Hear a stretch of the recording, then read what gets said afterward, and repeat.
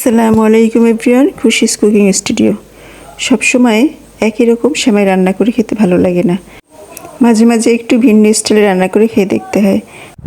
আমি আপনাদের জন্য নিয়ে এসেছি আরাবিয়ান ডেজার্ট কুনাফা রেসিপি। চলুন তাহলে শুরু করা যাক। আমি এখানে নিয়েছি বাদাম, কিশমিশ, ডানো ক্রিম এবং কনডেন্স মিল্ক এবং 2 প্যাকেট সেমাই। প্রথমে একটি প্যান বসিয়ে তাতে দিয়ে দিলাম ঘি। এরপর আমি বাদাম এবং কিশমিশগুলো হালকা ভেজে নিচ্ছি।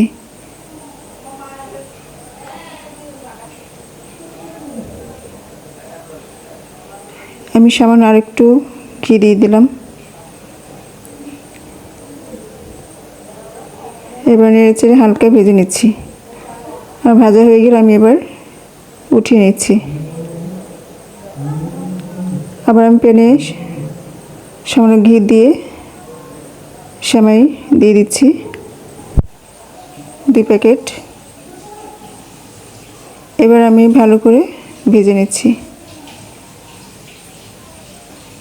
হালকা ভেজে নিয়ে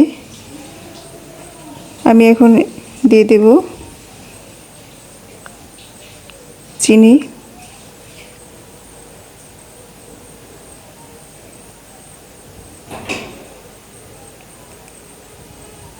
আমি এখানে 2 চামচ চিনি দিয়েছি এবং 2 চামচ গুঁড়া দুধ দিয়েছি। এবার আমি ভালো করে সেমাইয়ের সাথে মিশিয়ে দিচ্ছি এবং হালকা ভেজে নিচ্ছি।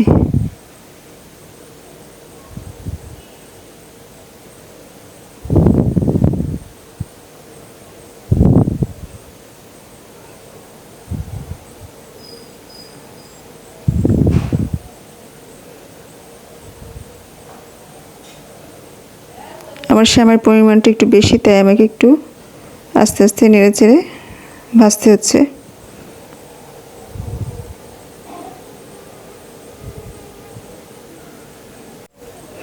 আমার ভাজা হয়ে গেলে আমি এখন একটা ট্রে নেব।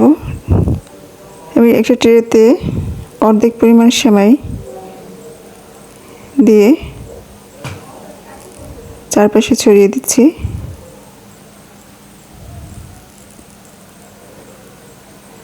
এবং অর্ধেকটা পরিমাণ নিয়ে ভালো করে সেট করে নিচ্ছি।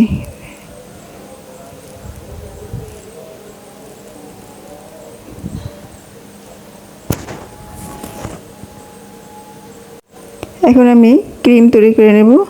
এজন্য আমি এখানে নিয়েছি 1 লিটার লিকুইড দুধ। এতে দিয়ে দিচ্ছি ডানো ক্রিম,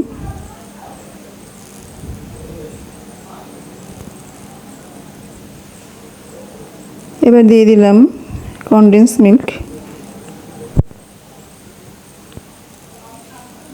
দিলাম 2 টেবিল চামচ কর্নফ্লাওয়ার।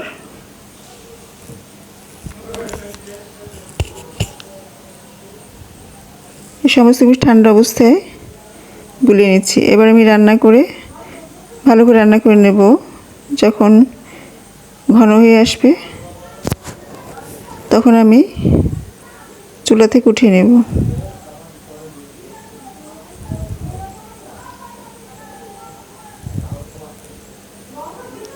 ঠান্ডা হওয়ার পর এখন আমি সেমাইয়ের উপরে ক্রিমটাকে ঢেলে দিচ্ছি,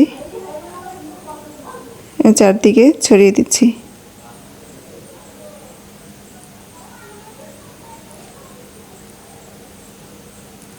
আমাকে এখানে ক্রিমের একটা লেয়ার তৈরি করতে হবে।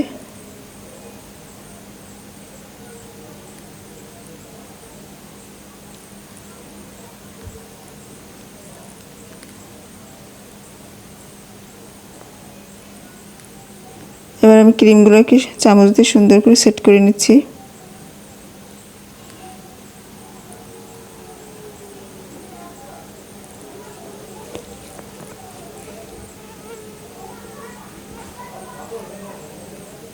আর ক্রিমটা সেট হয়ে গেলে এবারে বাকি সেমাইগুলো এর উপরে দিয়ে দেব।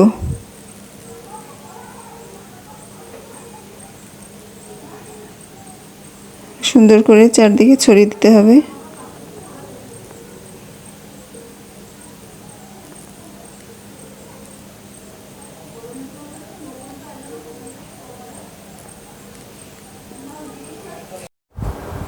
সেমাইটা দেওয়া হয়ে গেলে এখন আমি সেই ঘি ভাজা বাদাম এবং কিশমিশগুলো সুন্দর করে বিছিয়ে দিচ্ছি।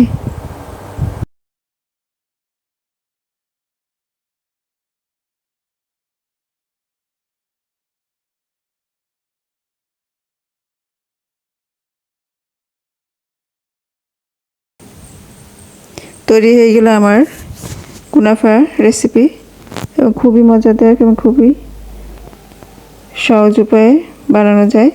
আপনারা একবার ট্রাই করুন। ভিডিওটি ভালো হলে অবশ্যই লাইক, কমেন্ট এন্ড শেয়ার করবেন। সবাই ভালো থাকুন, সুস্থ থাকুন। আল্লাহ হাফেজ।